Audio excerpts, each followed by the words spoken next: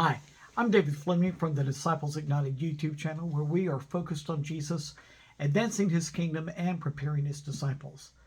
Now, today we're starting a new series on one of the minor prophet books. It's the book of Jonah. What an interesting and powerful book it is. So let's get right into it. I'm going to be reading to you from Jonah chapter 1, verses 1 through 3 from the English Standard Version. Now the word of the Lord came to Jonah, the son of Amittai, saying, Arise, go to Nineveh, that great city, and call out against it, for their evil has come up before me. But Jonah rose to flee to Tarshish from the presence of the Lord. He went down to Joppa and found a ship going to Tarshish. So he paid the fare and went down into it to go with them to Tarshish, away from the presence of the Lord. Now, why, you may ask, would a prophet do his best to get away from the presence of the Lord? Well, it's because of what God told him to do. Jonah was determined that he was not going to preach to the Ninevites. Why?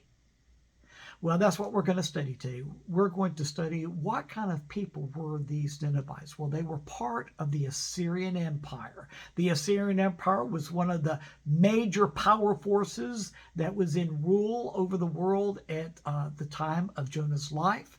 There were other empires, yes, but the Assyrian Empire was one of the strongest.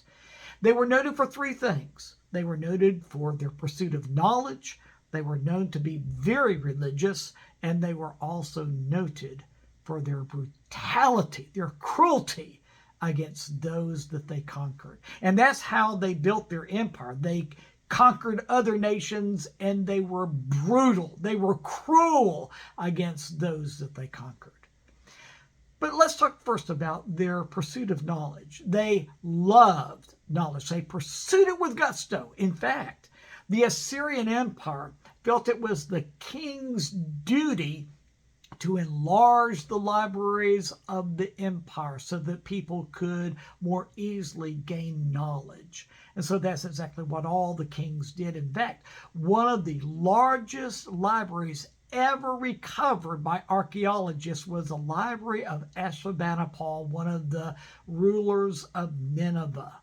They found over 5,000 texts, a very large library to find. But they are also noted for being very religious. The Assyrians were polytheists. That means that they worship many different gods, but it was their feelings of how the king himself was the chief priest of all these gods and how the king represented all the gods upon the earth. So they were very religious. But it was this third thing that the Assyrians were noted for that would, I'm sure, caused Jonah to fear to go there. And that was their brutality, their cruelty against people that they conquered. They were noted to go into a nation that they were going to conquer, and they would rape women. They would skin people alive. They would mutilate them. They were cruel. I mean, they put a new definition on cruelty. And so we can understand why Jonah would be afraid to go there. But God had a message, and he had a prophet to deliver that message. But Jonah was determined that he was not going to be that man, and he was not going to deliver the Lord's message. Well, we know how that turned out. God had his way. But you know, there is something that I wanted to point out from this lesson today, and it concerns these three things that really the Assyrians were noted for. They were noted to be pursuers of knowledge, to be very religious, and they were noted to be very cruel.